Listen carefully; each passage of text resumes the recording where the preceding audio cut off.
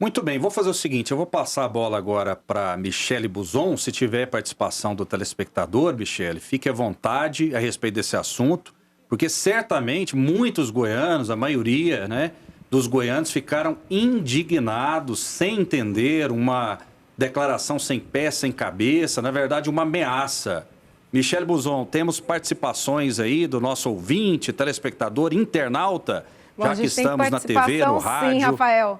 Temos sim, mas não exatamente sobre essa parte, agora essa questão do Ibanez, mas a gente tem sobre o lockdown ainda. Vamos ler. Ó, o Gustavo diz o seguinte, eu estou aqui no Parque Amazonas e está tudo aberto. A gente tem participação também do Vanderly, do Jardim São José, em Goiânia. Ele diz que está ligadinho no Jornal Brasil Central e parabeniza a gente aí pelo novo formato. Outra participação... Vamos ver de quem é aqui, o Jurandir. Ele está falando o seguinte: bom dia, sou feirante e não está claro o decreto sobre feirantes de hortifruti e granjeiros. Bom, Jurandir, as feiras nesse momento estão proibidas sim. No lockdown ela não entra aí como um serviço essencial. É o que a gente tem por enquanto aqui de participação, Rafael. Muito bem, e vamos fazer o seguinte, eu quero que a produção me informe também, porque programa ao vivo é muito dinâmico. Se o Fernando Jorge, superintendente da Ordem Pública da CEPLAN Goiânia, está na linha, porque eu queria voltar no assunto aí dos bares lotados. Inclusive, nós temos imagens do ônibus também, dos ônibus lotados. Como que foi essa segunda-feira no que diz respeito às pessoas que precisam do transporte coletivo? Essa é sempre uma grande preocupação, não é, Jean?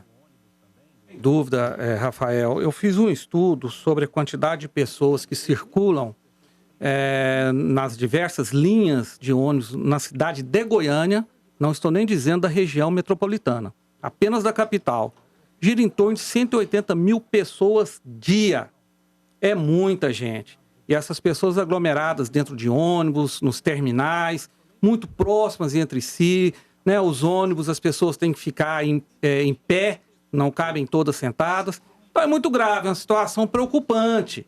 E aí, como diz o Júnior na fala dele anterior, quem paga o pato é o cidadão responsável, o cidadão que não faz esse tipo de coisa. Agora, não estou culpando as pessoas que estão dentro dos ônibus ou dos terminais, porque elas não têm como... Sim, desculpa interromper, eu acho que cabe à CMTC e quem faz a fiscalização do transporte coletivo em Goiânia dar uma resposta. Nós tentamos falar hoje com a CMTC, eu soube através da produção, a CMTC não podia falar conosco.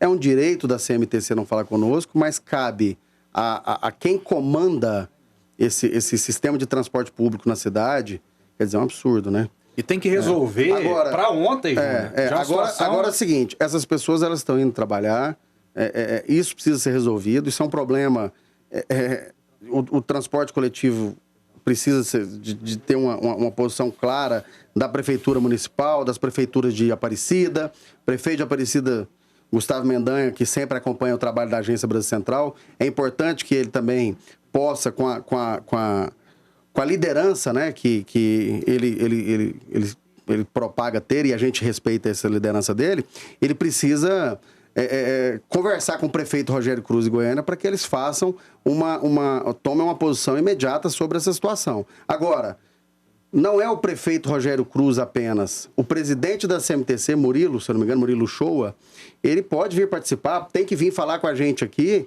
sobre uma situação grave que está acontecendo.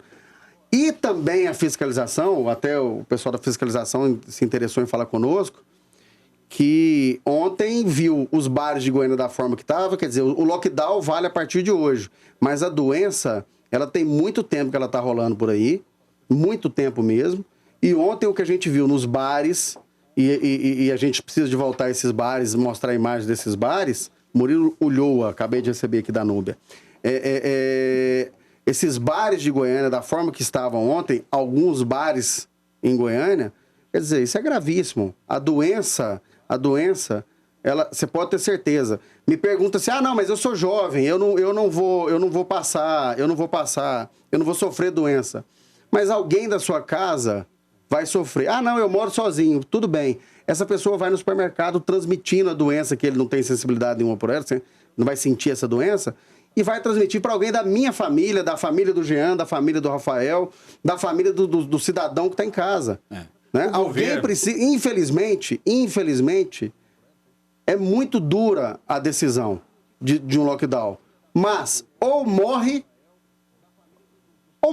Do jeito que está ali, vai morrer gente. O poder público também, Jean Lopes, não pode ser babado os cidadãos, não. Todo mundo sabe o que se fazer, né? A gente está num momento de desespero completo. O mundo está de joelhos diante de uma Covid-19 que tirou vidas aí à torta e à direita no mundo inteiro. Eu não estou nem entrando no mérito aqui se lockdown surtem o efeito, mas a situação é de desespero.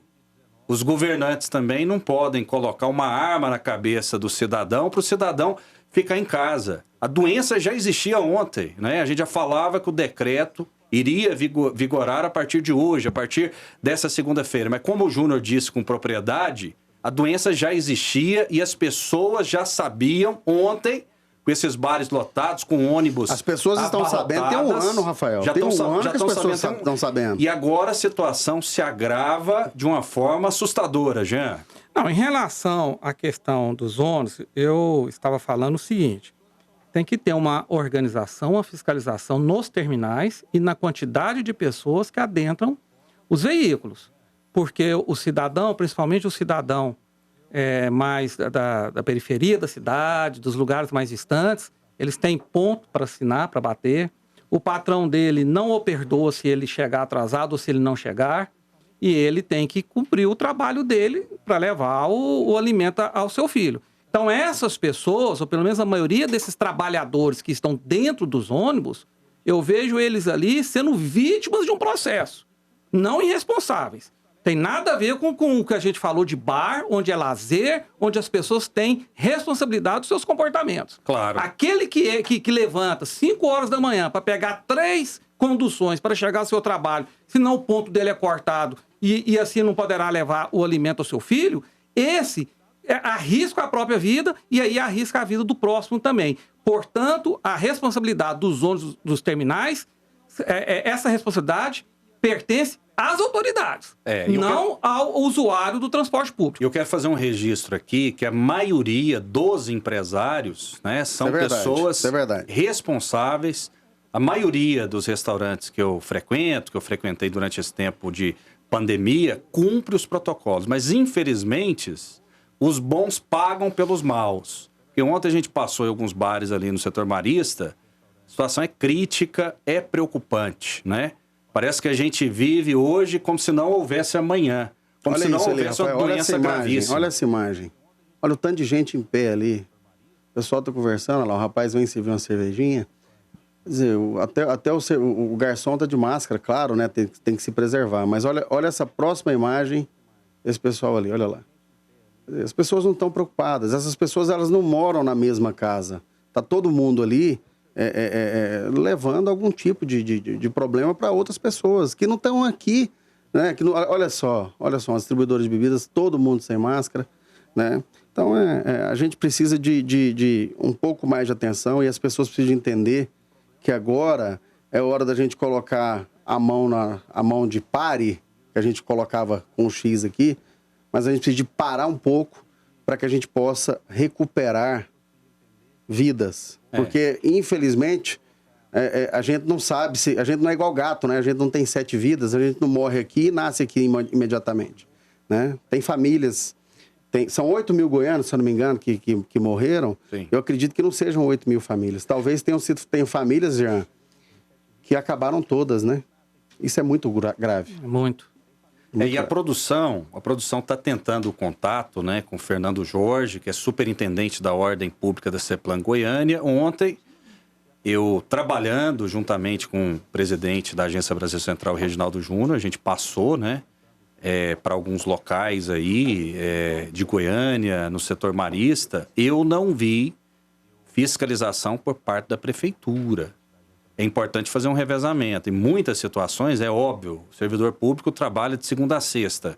Mas é importante, fundamental, que essa fiscalização funcione, Júnior, nos finais de semana, sábado, domingo, feriados. E 24 horas por dia, né, Rafael? Rafael, Sim. foi até bom a Núbia ter entrado aqui, até para o telespectador que está questionando. Tá na linha, Tá aqui, Fernando. não, rapidinho, só porque o telespectador questiona, Pois por que não. vocês estão sem máscara no estúdio?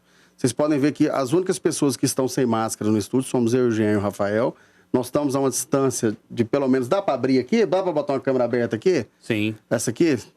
Só para ver a distância que a gente está todo mundo um do outro. Quer dizer que, ó, a minha mão nem alcança, né, o Rafael. Sim. Então a gente está se preservando.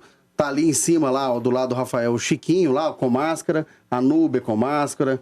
Então, estamos todos aqui, os servidores da Agência Brasil Central, se preservando. Todo mundo que chega aqui tem a sua temperatura aferida, todo mundo tem o álcool em gel, né? Então, a gente está se preocupando também. Então, não é... infelizmente, como você falou, os bons estão pagando pelos maus. Tem restaurantes que a gente vai, que você chega, antes de você sentar na mesa, já estão passando o álcool na mesa, estão fazendo asepsia, eles, né, aferem a temperatura, cobram. Mas tem uns restaurantes como os que a gente viu aí, infelizmente a galera não tá legal, não. Muito bem, muito bem. Na linha, Fernando Jorge conosco, superintendente da Ordem Pública da CEPLAN Goiânia. Vamos ouvi-lo finalmente, né? A respeito dessa fiscalização tão útil e tão necessária.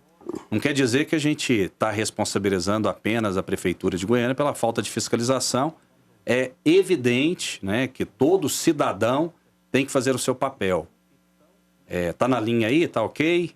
Me avisa aí, por gentileza. Tudo bem, doutor Fernando Jorge, superintendente da Ordem Pública da CEPLAN Goiânia. Seja bem-vindo. Boa tarde. Boa tarde. Boa tarde a todos os telespectadores do jornal.